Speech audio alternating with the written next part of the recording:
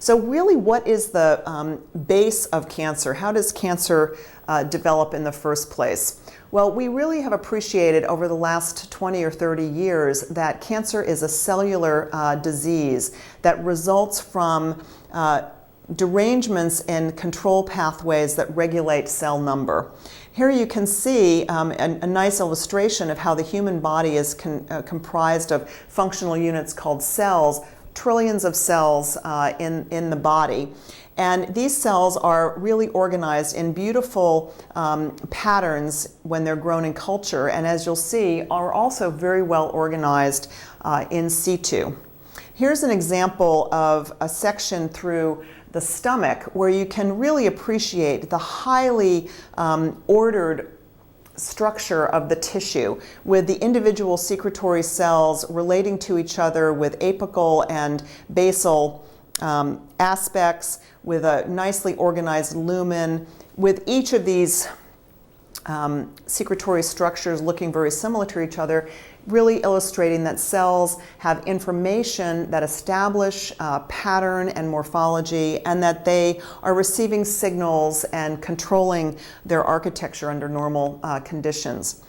Things are very different in the case of tumors. And here you can see a lovely illustration showing the difference between normal mammary gland and mammary tumor. In the top panel, you can see mammary gland with the milk duct, and again, these cells are nicely organized with the lumen here and the surrounding stromal tissues. And look what happens in breast carcinoma. We've completely lost the architecture of the tissue. The cell number, if we were to analyze it, would be out of control. But fundamentally, the cells have lost their capacity to recognize signals from their surroundings and to acquire this highly ordered, differentiated phenotype. The fundamental thing, the first thing that happens in the establishment of tumors is, of course, derangement in the control of cell number. And cells begin, as you can see in this diagram, to grow out of control, and that then disturbs the architecture. And this loss of growth control can happen at a number of different levels, illustrated schematically here, and I'll just touch on a couple of them today. You can tumor cells can acquire an insensitivity to anti-growth signals, to signals that normally constrain their proliferation. And an example of that is the inability to recognize that they're surrounded by other cells, their inability to really detect or respond appropriately to environmental cues that normally would slow their growth.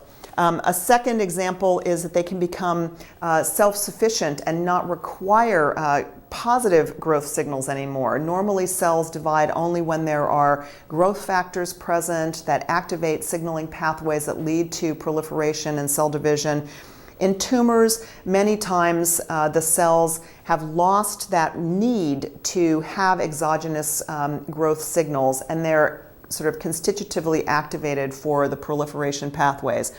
And finally, some recent work just in the last 10 to 20 years has revealed that all of the changes in cell number that occur in cancers cannot be attributed just to regulation of proliferation, but rather another very important mechanism by which cell number is controlled is through a process called apoptosis, or programmed cell death.